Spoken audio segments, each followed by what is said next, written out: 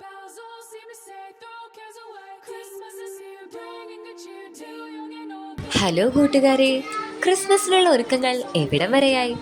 എന്തായാലും കൈ നിറയെ സമ്മാനങ്ങളുമായില്ലേ നമ്മൾ ഈശോയെ കാണാൻ പള്ളിയിലേക്ക് പോകാറ്.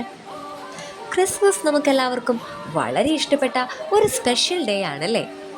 അതുപോലെ തന്നെ ക്രിസ്മസിന് ശേഷം വരുന്ന ഒരു സ്പെഷ്യൽ ഡേ ആണ് കുഞ്ഞു പൈതങ്ങളുടെ ദിനം. കുറഞ്ഞ സമയമാണ് അവർ ഭൂമിയിൽ ജീവിച്ചതെങ്കിലും ആ ജീവിതം ദൈവത്തിനു വേണ്ടിയായിരുന്നു.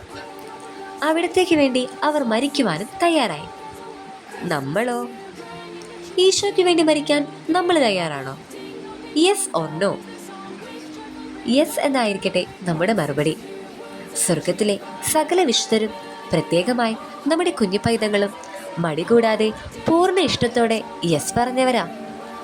നമുക്കും അത് സാധിക്കണം. നമുക്ക് വേണ്ടി മരിച്ച ഈശോയ്ക്ക് വേണ്ടി മരിക്കുവാനും നാം തയ്യാറാകണം.